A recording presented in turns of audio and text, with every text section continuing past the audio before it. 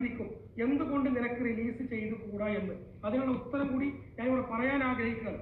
ഞാൻ ആ പണം റിലീസ് ചെയ്ത് ഈ കല്യാണം നടത്തിയിരുന്നെങ്കിൽ നിങ്ങൾ പറയും എന്തെന്നറിയോ, അതിൽ സ്വർണത്തിൽ തട്ടിപ്പ്, വസ്ത്രത്തിൽ തട്ടിപ്പ്, ഭക്ഷണത്തിൽ തട്ടിപ്പ്, എല്ലാ കാര്യത്തിലും തട്ടിപ്പ് എന്ന് പറയും അല്ലെ, പറയില്ലേ? അതുകൊണ്ടാണ് ഞാൻ നിങ്ങളുടെ മുമ്പിലേക്ക് വന്നിട്ട് പൊതുസമൂഹത്തോട് ചോദിച്ചത്, ഈ പണം റിലീസ് ചെയ്യാൻ നിങ്ങൾ സഹായിക്കുമോ? നിങ്ങൾക്ക് ആർക്ക് വേണമെങ്കിലും ഇത് നടത്താൻ മുൻപന്തിയിൽ നിന്ന് നടത്തിക്കൂടി, പക്ഷേ കമ്മിറ്റി വേണം, സ്ട്രോങ് ആയിട്ടുള്ള കമ്മിറ്റി വേണം എന്ന്.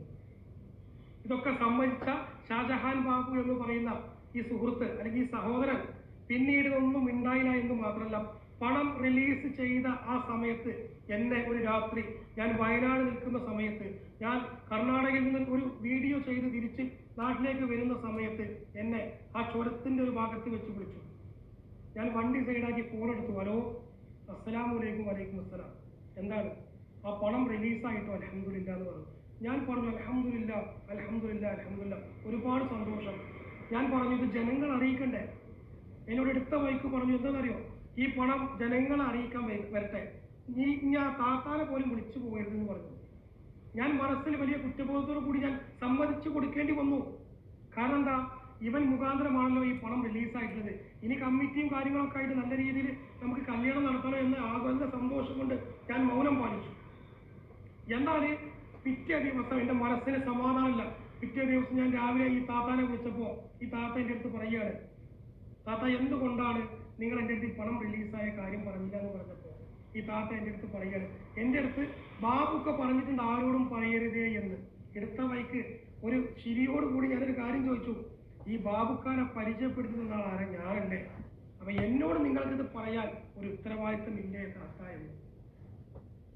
വല്ലാത്തൊരു മാനസികാവസ്ഥയിൽ നിൽക്കുന്ന സാഹചര്യം. ഉറപ്പായിട്ട് ഞാൻ അങ്ങനെ ചോദിക്കുമല്ലോ, നിങ്ങളാണെങ്കിലും ചോദിക്കും. താത്ത ഒന്നും മിണ്ടിയില്ല എന്ന് മാത്രമല്ല, കുറച്ച് കഴിഞ്ഞപ്പോൾ വീണ്ടും എനിക്ക് ഡ്യൂട്ടിക്ക് സമയമുണ്ട്, ഇതിൻ്റെ ബാക്കി ഭാഗങ്ങളുമായി വരാം. പക്ഷേ ഈ ബാബുവിനെ അന്ന് ഫാറൂഖ് നമ്പർ തന്നത് കാരണം ഞാൻ ഒരുപാട് വിളിച്ചു, ഞാനും കോൺടാക്ട് ചെയ്തിരുന്നു ഒരുപാട് പ്രാവശ്യം. ഒരു സമയത്ത് പോലും ആ വ്യക്തി ഫോൺ ആൻസർ ചെയ്യാൻ തയ്യാറാക്കിയില്ല, കാരണം ഈ ചർച്ച നടക്കുന്ന ആ അവസരത്തിൽ തന്നെ.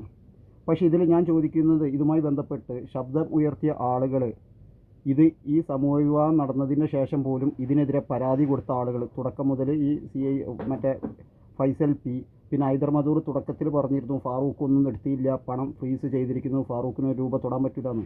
പിന്നീട് അവരെന്നെ ഫാറൂഖിനെ കള്ളനാക്കുന്നൊരു സാഹചര്യമൊക്കെ ഉണ്ടായിരുന്നു. അപ്പോൾ ഇതിൻ്റെ പിന്നിൽ അന്ന് ഇതിൻ്റെ പിന്നിൽ പോയ ആളുകളൊക്കെ ഈ 2 കോടിയിൽ നിന്ന് അടിച്ചു മാറ്റാൻ പോയ ആളുകളാവും. കാരണം സീന ഐക്യരപ്പടി വളരെ വ്യക്തമായി പറഞ്ഞാണ്, ഫാറൂഖിന് ഇതിൽ നിന്ന് ഇനി ഒരു രൂപ തൊടാൻ പറ്റില്ല.